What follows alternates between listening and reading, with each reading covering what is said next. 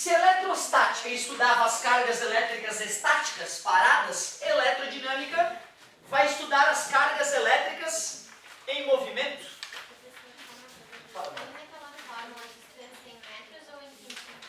Tudo no sistema internacional, metros. Ótima colocação. Então vamos lá. Eletrodinâmica estuda as cargas elétricas em movimento.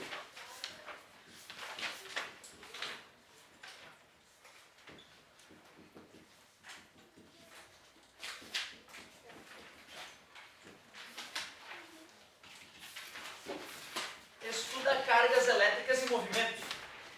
E aí tu vê, né, cara? Quando a gente vai olhar cargas elétricas em movimento dentro de um fio condutor, de um material condutor, diferente de isolante, é aquele material que permite que as cargas elétricas se movimentem. O pessoal antigamente não sabia que tipo de partícula é que podia se mexer no material sólido. Eles chutaram que as partículas que se mexiam no material sólido eram positivas. Vê que viagem. Até hoje, então, existem duas correntes elétricas que a gente sinaliza num circuito elétrico. A corrente elétrica convencional, que seria o movimento das partículas positivas, mas depois, com o advento da experiência da fina lâmina de ouro de Rutherford e Bohr, nós descobrimos que quem tem mobilidade nos materiais sólidos são os elétrons, que estão indo para o lado oposto do qual se pensava. Portanto, o sentido real da corrente elétrica é o sentido de fluxo dos elétrons, enquanto o sentido convencional é o sentido contrário do verdadeiro. Isso é uma pergunta famosa no vestibular. Sentido real da corrente elétrica e o sentido convencional.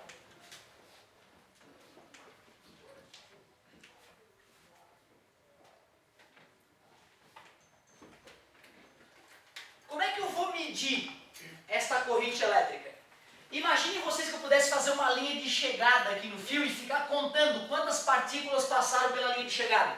E eu fico com um cronômetro lá contando quantas partículas em 10 segundos atravessaram a linha de chegada. Se eu sei o número de partículas e sei a carga elementar delas, eu multiplico e acho a quantidade de carga. E aí, para calcular a intensidade de corrente elétrica, é só pegar essa quantidade de carga e dividir pelo tempo de observação. Então esta é a definição de intensidade de corrente elétrica.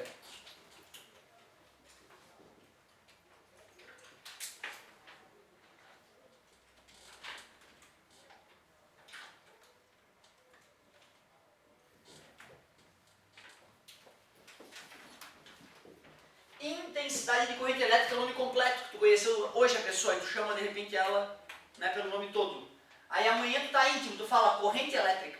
Tu já ignorou o primeiro nome, só chama pelo sobrenome ou vice-versa. E depois se tu é muito amigo, tu fala corrente.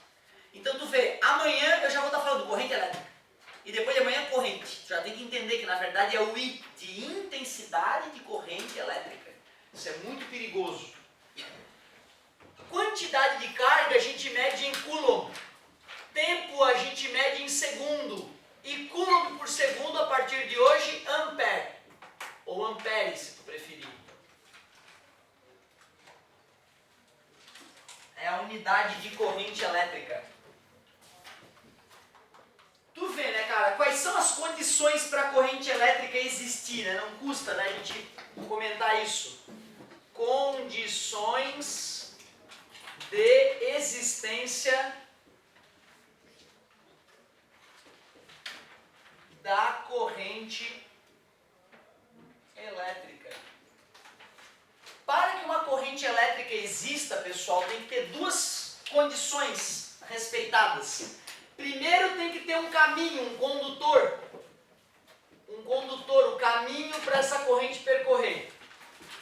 E não basta ter um condutor, um pedaço de fio ou o metal do tripé, por exemplo, da câmera, ele é condutor. Eu boto a mão, não tem corrente elétrica para me eletrocutar. Não basta ter só um condutor, né? Tem que ter uma fonte de tensão. Fonte de tensão. Se eu tiver um condutor e uma fonte de tensão tensão conectada a ela, aí sim. Mas também não adianta ter só a fonte de tensão, né?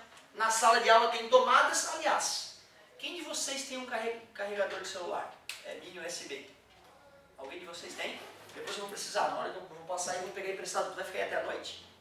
Tá depois não. Dessa aqui? Não, lá em cima. Tá lá em cima? Aí eu vou deixar carregando um pouquinho, porque eu deixei meu carregador aí fora. E aí, sem celular a gente não vive hoje, né? Nem acorda de manhã cedo. Condições de existência de corrente elétrica, então ó, tem que ter um condutor e tem que ter uma fonte de tensão. Na sala de aula tem tomada, quer dizer que tem fonte de tensão. Mas como não tem nenhum condutor entre um polo e outro, a tomada está ali sem alimentar nada. Não basta ter só a fonte de tensão, não basta ter só o condutor, tem que ter os dois. Tendo os dois, eu vou ter corrente elétrica. Outra coisa importante que o nosso material eu acho que não traz, e da concorrência traz, é quem são os agentes transportadores de carga. Agentes... Não precisa de uma DDP, professor. Isso, a fonte de tensão é a DDP. Fonte de, né, diferença de potencial, isso aqui é a fonte de tensão. A fonte de tensão é a mesma. É a fonte de energia, é a DDP, a diferença de potencial. É isso mesmo, são sinônimos ali. Obrigado, obrigado. Fonte de tensão, fonte de energia, diferença de potencial elétrico. Volts, tem que ter volts. Agentes transportadores de carga. Eu falei rapidamente que quem transporta carga no material condutor sólido são os elétrons. Mas seria legal a gente saber quem é que transporta carga nos líquidos e nos gases também, né? Sólidos são os elétrons. Não precisava ter o C ali, isso é meio antigo. Nos líquidos, pessoal, nos líquidos, quando eu tenho um líquido condutor, eu vou ter cátions e ânions mergulhados nesse líquido. Então eu vou ter cargas positivas se deslocando para um lado e cargas negativas se deslocando para o outro. Eu vou ter corrente elétrica nos dois sentidos, olha que interessante. Por exemplo, água destilada, ela é condutora? Destilada não. Não, água pura não é condutora. Aí eu boto NaCl, cloreto de sódio. É, né? Porque o cloreto de sódio vai sofrer dissociação iônica, né? Já que ele é uma substância iônica. E aí o Na e o Cl- ficam flutuando lá envoltos em moléculas de água. Então tu vê, cara, no líquido, quando eu acendo alguma lâmpada e a corrente elétrica passa por um líquido, eu vou ter cátions indo para um lado e ânions indo para o outro. São os agentes transportadores de carga. Cátions e ânions. E se um gás está transmitindo corrente elétrica, ainda é um pouquinho diferente. Como o gás dentro dessas lâmpadas que brilham sobre nossas cabeças. O átomo do gás se excita e perde um elétron. Então o elétron fica solto para ir num sentido, enquanto o cátion, que se formou pela perda do elétron, começa a ir para o sentido oposto. Então eu posso dizer que cátions migram para um lado e elétrons para o outro.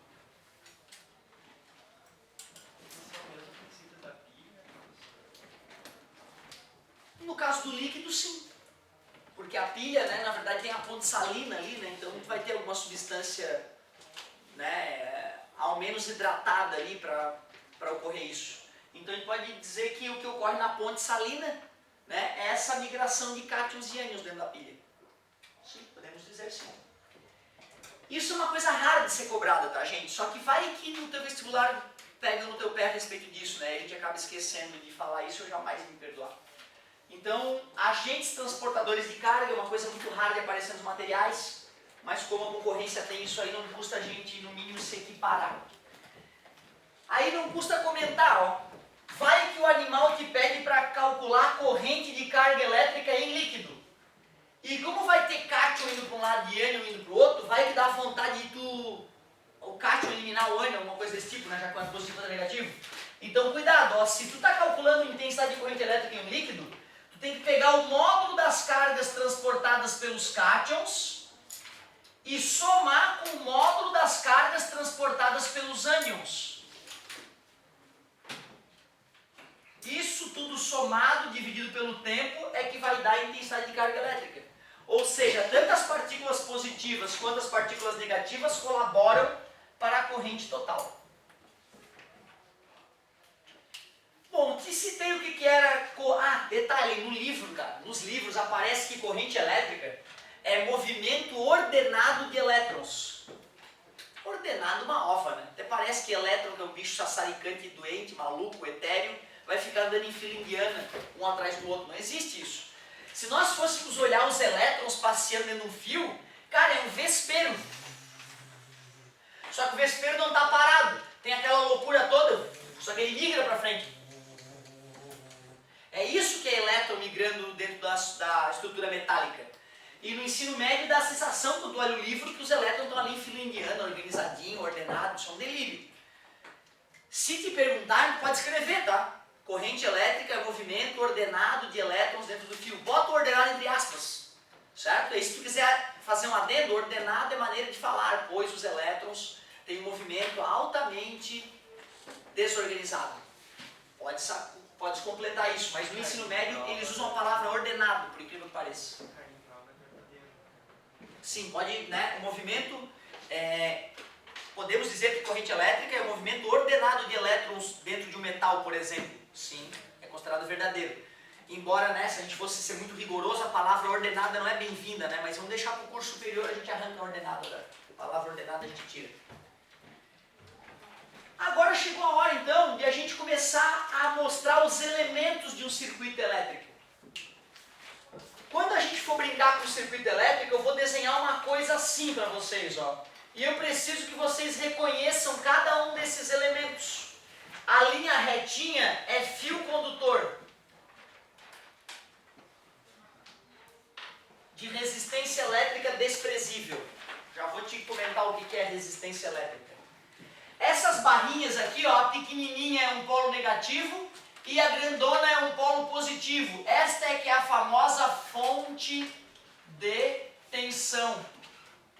Ou, se preferirem, diferença de potencial. Um nome mais técnico, mais bonitinho. E este elemento, uma cobrinha ali no circuito, é o famoso resistor. Resistor. O nome dele diz tudo. Ele tem a característica de resistir à passagem de corrente elétrica. E ao resistir à passagem de corrente elétrica, ele aquece. Ou seja, mostrando que uma parte da energia que era elétrica se transformou em energia térmica. E isso é muito importante de vocês lembrarem o nome disso. Então é importante lembrar que efeito Joule é a transformação de energia térmica em energia elétrica. Desculpa, energia elétrica em energia térmica.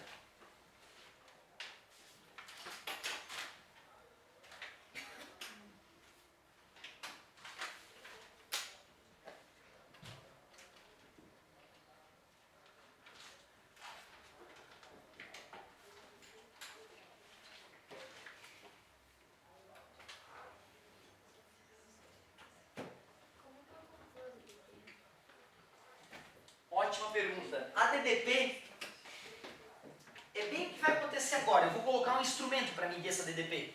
Mas nem sempre esse instrumento vai me revelar. Às vezes pode pedir para eu calcular ou pode me fornecer. E é o que vai acontecer agora mesmo. É o que vai acontecer agora mesmo. Para a gente poder estudar melhor e entender melhor os circuitos elétricos, eu convido vocês a mais uma vez fazer parte da nossa experiência virtual aqui no laboratório da sala de aula. Eu vou montar um circuito elétrico e nós vamos analisar o que aconteceria na prática desse circuito elétrico e vamos conseguir tirar conclusões bem importantes. Deixa eu apagar a nossa revisãozinha de eletrostática. E aqui vai.